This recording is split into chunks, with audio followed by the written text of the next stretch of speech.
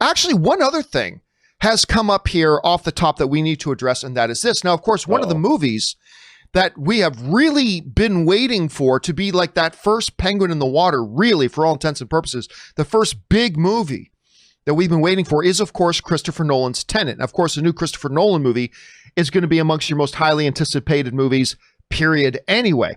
Well, the first reviews have dropped, Robert. The first reviews for Tenet are here, and they're looking pretty good. As a matter of fact, right now, on Rotten Tomatoes, it is currently sitting at an 87% on Rotten Tomatoes.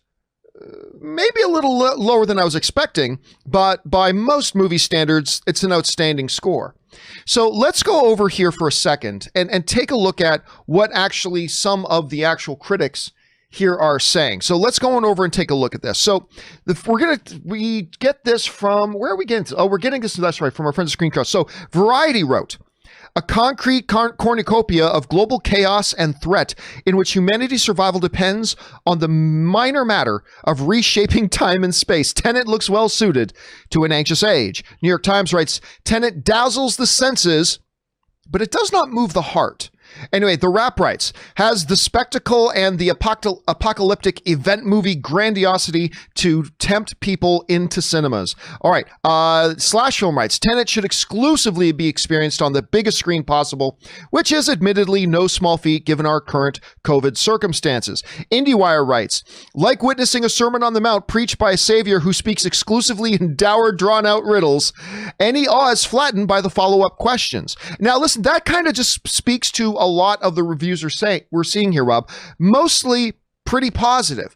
But also there seems to be a sense as you read through all the different reviews that this is a movie that maybe got a little bit absorbed in its own self-importance, a little bit, maybe like overall, like you saw, 87%, they're liking it. They're saying this is a spectacle film. You got to see it on the big screen. For the most part, they seem to enjoy it. But I've also read things in some of the reviews like, you're not going to be able to follow it.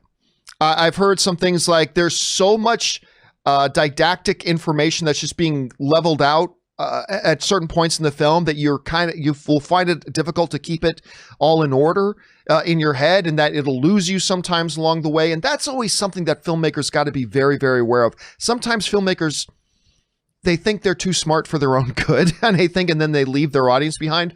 But again, 87% generally positive reviews. This is a good thing, just maybe not as good as we were kind of thinking maybe. It's so funny. You know, you must be talking about a Christopher Nolan movie when we're talking about an 87% rating and the first question we're asking is, what went wrong?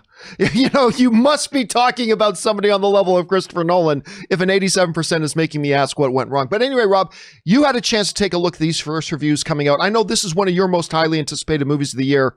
What did you think? Well, the thing that gets me initially excited is how everybody's comparing it to a globe-trotting Bond movie with beautiful locations and exotic people. And somebody, when one of the reviews said all of the bespoke suits and costumes that people are wearing are so gorgeous that you want to reach into the screen and touch them. And I felt that way when I was seeing the trailers.